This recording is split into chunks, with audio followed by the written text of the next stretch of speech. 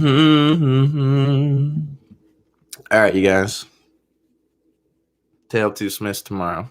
That's all I'll say. But I did want to come to you guys because I watched what might possibly be the greatest film ever made last night, and it is Mortal Kombat. Now, obviously, I'm being a little facetious with you, but in all reality, I had a blast watching Mortal Kombat last night, and I wouldn't have thought that I was going to make a review for this movie at all. And I wouldn't necessarily call this a review, but I did just want to touch on a few things. Honestly, the only thing that the original movie has over the movie that just came out, and I'll be honest, is the soundtrack. And I know that's probably a big letdown for people. The music in the movie isn't bad. It's just not nearly as recognizable or memorable or as iconic as, for instance, when Liu Kang fights Reptile and there's the Reptile theme playing in the background, or even the ending theme of the movie in Mortal Kombat. That song is just incredible. Um, I forget the name of the song, but if you just look up Mortal Kombat ending music or ending theme, it definitely will come up. They use a lot of house music in like not EDM. I guess it's EDM, but it's like back then it was considered house or like trance music, I guess. And they nailed it, excuse me, but they just nailed it with the original soundtrack. Other than that, and you know, the original movie definitely gets an A+ for set design. Like I think I remember hearing or seeing something about how the I don't know. I to me, I know other people might disagree, but to me, the set design in the first Mortal Kombat is really good too. I don't know if it's incredible, but it's really good. I thought it was unique. I've never seen anything like it before or since, and yeah, I that is something that potentially, again, the first movie might hold over the new movie, because it was weird. It the new movie. Here's what I'll say: the new movie is crazy because it does feel like they did this a little bit in the first movie, but they definitely set up the actual like Mortal Kombat fights, like the one-on-one, like actual like from the video game fights. They set those up really well. And it seems like they literally use locations almost as like fighting arenas. Like not to spoil anything, but basically you see Sonya's hideout is basically, and eventually it turns into a stage for a later fight. There was some cool stuff like that, but I mean, I'm not gonna lie to you guys. It's not like a perfect movie or anything. Like there's absolutely some flaws, like especially in the beginning. Like I don't. It's sometimes it feels. Sometimes it feels like a horror movie. Sometimes it feels like an action movie. There is some absolutely piss poor editing. Like there's at least two different times where there was clearly a shot that they were in need of to get from say like point A to point B. And they just didn't. Like they just literally just like something happens and then it's just a hard cut to just like there's a scene where Kano, I'm trying not to spoil anything, but essentially there is a scene with Kano where there is absolutely zero frame of reference for it. Basically, something's happening, all of a sudden, like it's a cut to Kano doing something, and it's just like, what the like the editing was so like literally terrible in this movie. Like for it being what it is, the editing was terrible. Um, the CGI. Now, I don't know if people are like down on the CGI, for example, but okay, so when Goro first appears, it's pretty suspect. But by like the end of Goro's appearance on in the film, they nailed Goro CGI. And again, with Reptile CGI is a little and in the first movie, that's what everyone crapped on. Everyone craps on how bad Reptile looked in the first movie. Um, he he looks okay at first, but again, like as his appearance on screen, like as he they make Reptile look sweet by the end, like by the end of yeah, spoilers, but you don't know. Basically, Reptile looks sweet. I think they did a good job with it. Um, they definitely used Kano to break the fourth wall more than once, and he's like comic relief, but they definitely do a great job with the Kano character. There's a lot of characters missing, but that's the sweet part. You kind of figure out it doesn't take very long. It's not like one of those movies where you have to wait till the end to be like, "Oh my gosh, they're setting up for a sequel." Like you almost just know throughout the movie. Like the movie starts so far back into the lore and they definitely do a good job. Like they use the source material, right? And they honor it, but they also like they've made their own decision. So basically, the Scorpion and Sub-Zero thing, even the games have like rewritten it and made it very confusing. So basically, the movie is just telling you straight up the original Sub-Zero, Bihan, is just evil. And it's not explained why he kills Scorpion's family. Now, this isn't really spoilers. This is in the first 5 minutes. But they don't explain why Sub-Zero kills Scorpion's family. Now, in the video games, depending on which one you're playing, Scorpion either did or didn't kill the original Bihan. He either was or wasn't framed for it. And so the new Sub-Zero, Bihan's brother, comes back to avenge his brother's death at the hands of Scorpion, and that's how you get the centuries-long feud between Sub-Zero and Scorpion. Well, in this movie, basically, Bihan is Jason Voorhees. He's just a serial killing, just scary bastard. And yeah, Scorpion's the good guy, but obviously in the most badass way ever. It's just like I said, they kind of like it's their own spin, but it's a perfect spin. And there, like I said, there are characters that appear to be missing, but that's just because they're saving them. Like in the first movie, Sub-Zero and Scorpion are such jobbers. They're never given any sort of backstory. They're just two jobbers.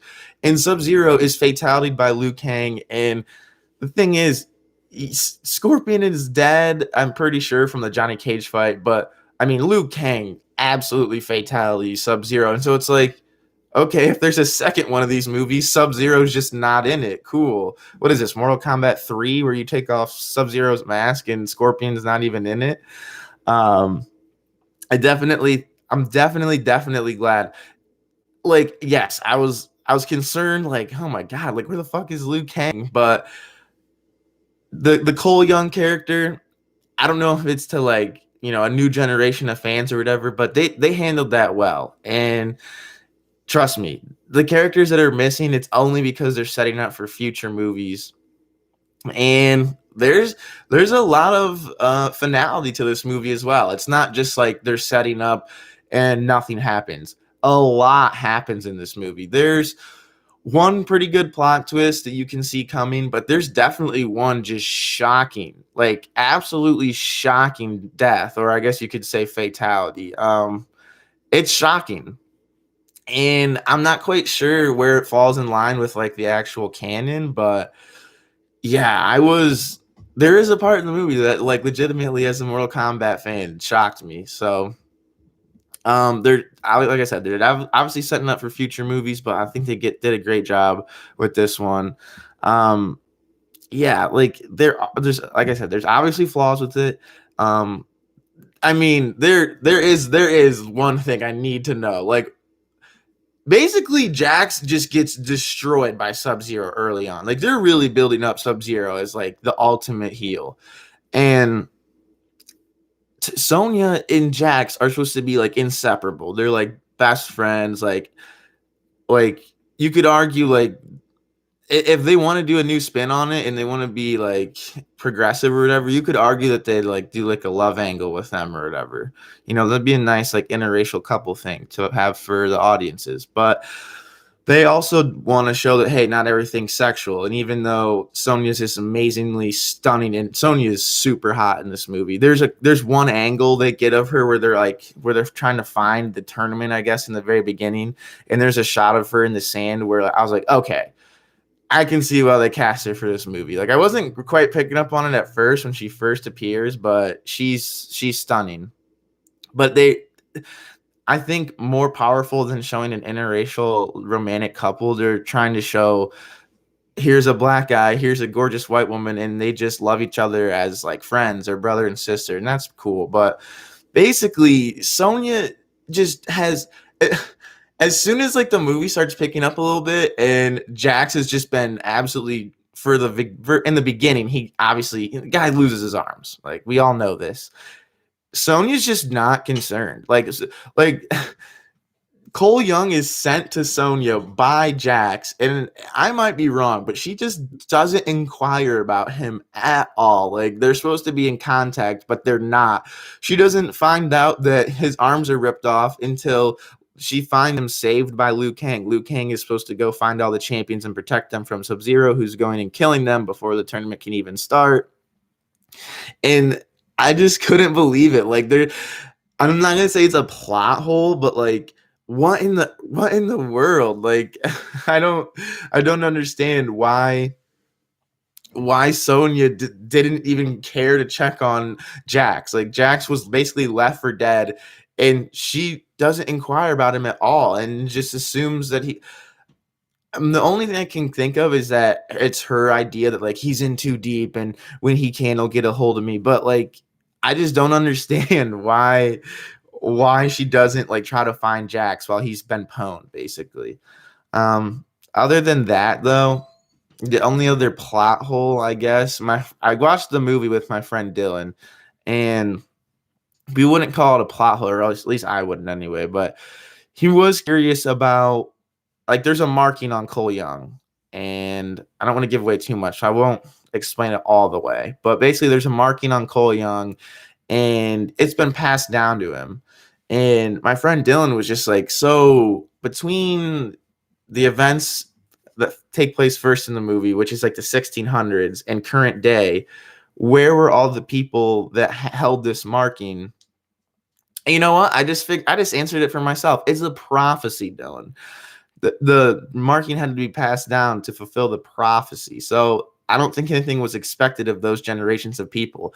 Now, when they were born with the mark, yeah, but like they explain in the movie, the guy Cole Young, he has the mark, and his daughter's just like, yeah, it's this cool birthmark. You want to see it? It's not a tattoo, it's a birthmark.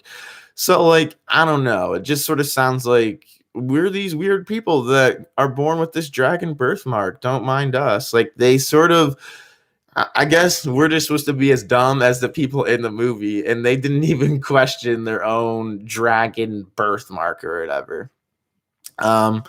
Yeah, this video seemed like it lagged a whole heck of a lot. So I don't know if going back and watching this review, if half of what I say is going to cut out or not. Hopefully not. But I had a blast, you guys. Just plain and simply, I had a blast watching that movie. It was incredible. Can't wait to see where they go from here. They not only was the whole tone, like you could just tell by the way that how far back and how they were explaining things, but then they clear as day with the ending set up for future movies. Excuse me. So I'm ecstatic. I guess the actor that plays Sub-Zero has signed on to do like 4 more movies. Okay. We don't need 4 more movies. Excuse me. We'll take 2. Like we'll take 2 more. I'll take 1 more, honestly. Cuz I don't know. There is a couple people still left. Like I said, there's a couple people still left to be reviewed. I don't know that you need 4 movies. Like let's just it. And this is something I thought of too. And in the world and in the day of superhero movies, there's no way that these guys can't be presented as like Japanese superheroes. And you do kind of get that in the middle of the movie. So to explain their superpowers, there's basically a 10-minute scene in the movie that eerily replicates the scene from the new Power Rangers, where the Power Rangers have to go down and like they have to, form as a unit and learn how to become Power Rangers. So they spend that time like training in the pit. There is essentially that exact same scene in this movie. It's almost shot for shot. All I could think during the scene from Mortal Kombat was how it was a ripoff of Mighty Morphin Power Rangers. But You know what? To be honest with you, in Power Rangers, I was just looking back on it, Power Rangers kind of sucks. Like that it's cool, but like there's a lot about that movie that just pisses me off. This movie is way better than Power Rangers, and there's a legitimate reason that they have to do like this like training scene, and it's because in the game guys just have like special abilities, and it's just like, okay, if Kano's from Earth Realm, how is it that Kano developed this thing that shoots out of his eye? Like how is it that a human's doing that? So while still trying to pay respect to the source material, they also wanted to like have it make sense. So it's basically if you come across the marking, whether you're born with it or you intercept it, you have the ability to channel your, I think they were saying Okana, I think it was Okana.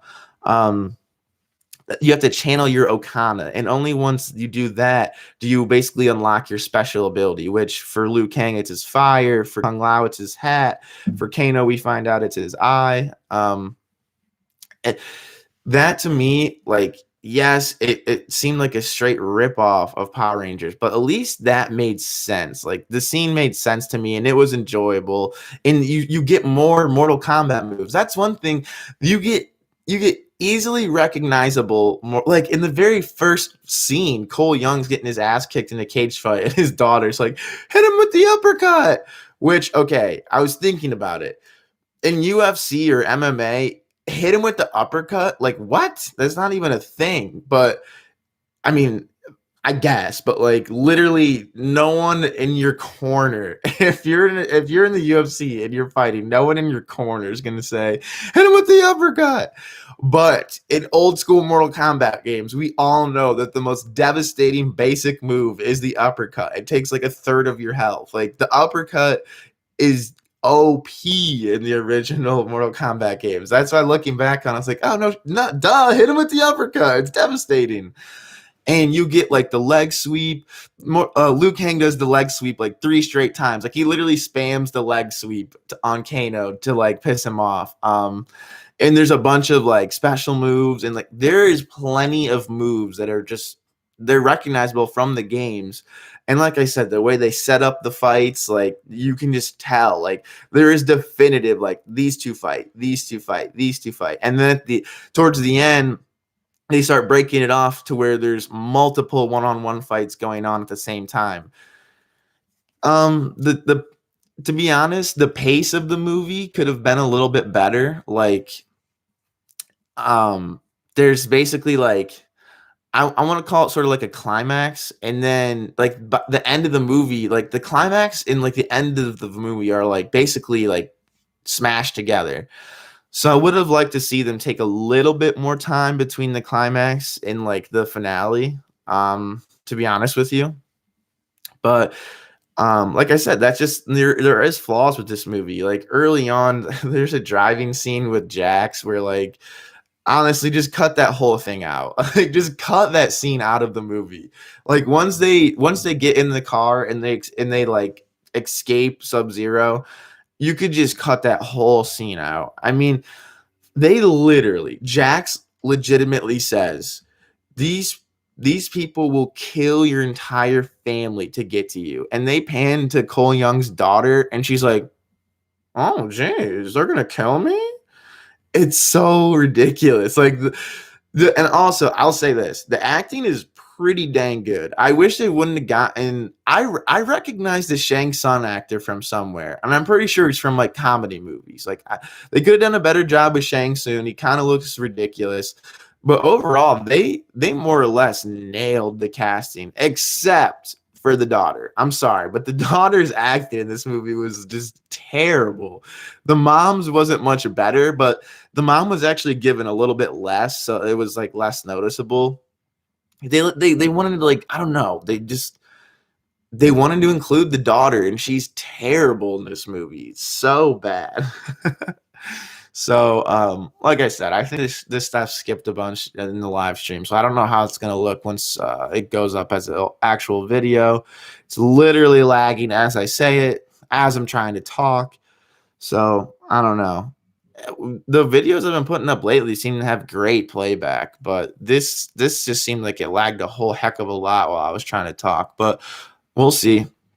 Thank you guys so much for joining me. Like I honestly just wanted to give you guys my initial thoughts. Like I'm not being a homer here. Like I clearly have pointed out things about the movie that were suspect. You know, like the editing is just so bad. But definitely better than the original. But yeah, here's what you do. If you want to enjoy Mortal Kombat cinematically to the fullest, watch the newest movie and then listen to the older soundtrack later. Like listen to the original soundtrack. There won't be a soundtrack to this movie, especially one that like goes platinum. I'm pretty sure the original Mortal Kombat like the or soundtrack went platinum. Like I'm almost positive of that. So, like, guys, have a great rest of your day. I love you guys, and I'll catch you on the next one. All right.